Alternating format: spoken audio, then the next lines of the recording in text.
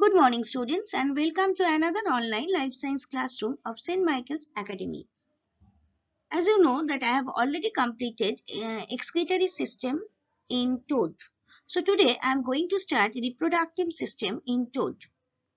After completing this chapter, or else I can do this in my Zoom class also. Obviously, I'll explain again that portion you have not understood. Okay, especially from circulatory system. So don't worry, and let's start a new topic today, that is reproductive system in toad.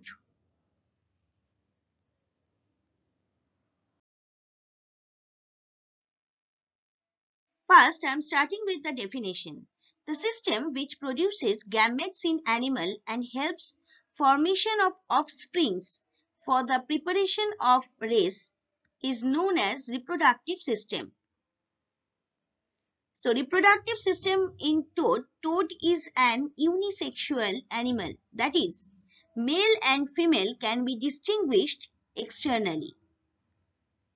The male toad possesses a vocal sac near the neck, but it is absent in female.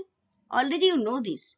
There is a blackish thumb pad in male, but it is absent in female. So these are the basic differences between a male toad and a female toad. Now, male reproductive system. A pair of testes and a pair of urinogenital ducts comprise the male reproductive system. Now, first portion of male reproductive system is testes. Each testis is elongated and whitish in appearance. It lies on the ventral side of the kidney and joined with it by a membrane. Each testis contains many seminiferous tubules inside. Seminiferous tubule means the tubule which carry actually sperm, and sperm means male gametes. Okay, so sperms develop within these tubules. Sperms are carried by a duct called vasa efferentia to the urinogenital duct. Now, what is this urinogenital duct? This duct originates from the lateral side of each kidney and opens into cloaca. Before opening into cloaca, it joins with its partner. This tube carries both urine and sperms. The sperms are expelled into water through cloacal aperture. At the anterior end of each kidney, there lies one glandular organ known as Beeder's organ, and the actual function of which is not clearly known. Whatever I have said in this slide, that is male reproductive system, the two parts of male reproductive system mainly, one is testis and another one is urinogenital duct. Everything I am going to explain you by a diagram in the next slide. So why are you waiting? Let's see what I am talking about.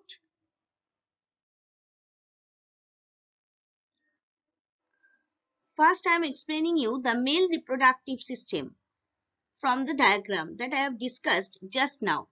See the flatty bodies over here, this orange color. These are all Beeder's organ. Hope so you have understood. And this is testis. These two are testis. This is kidney. This brown color one is kidney. And this is cloaca. Urinogenital ducts like this from like this it is carrying. It is joining, and then it opens into cloacal aperture. So this is the cloaca. Hope so you have understood that excretory system and reproductive system both are attached. Okay. One more thing. Why these ducts are called urinogenital ducts? See the yellow colored duct. Why these ducts are called actually ureter or urinogenital duct? Because other than they are carrying the obviously urine. They used to carry urine, but other than urine, they used to carry sperms also. So that's why these two ducts are called urinogenital duct. Hope so you have understood the male reproductive system. Now let's start the female reproductive system. A pair of ovaries, a pair of oviducts. Now see, this is ovary. Pink one you can see. Oviduct. See, this maroon color one is oviducts. So a pair of ovaries, a pair of oviducts and a pair of uterus constitute the female reproductive system. So a pair of uterus. So three things are there. One is pair of ovaries. Second one is pair of oviduct. Follow the leisure, you will understand. And the third one is uterus. This one. So these three are the parts of female reproductive system. Now first, I am going to explain ovary.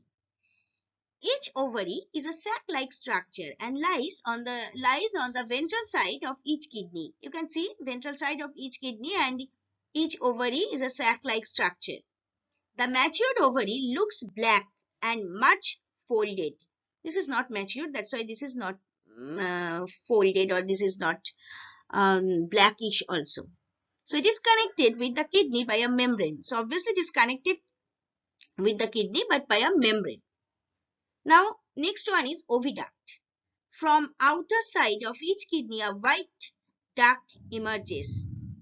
You may ask why this color is maroon, because actually they have given some colors for making it colorful to you. So that's why it's actually it is whitish, but here they have put the color for making it brighter.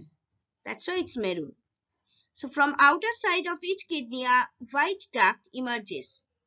Through this duct eggs pass, and hence it is known as oviduct. Each oviduct begins with a funnel known as oviducal funnel. Oviducal funnel.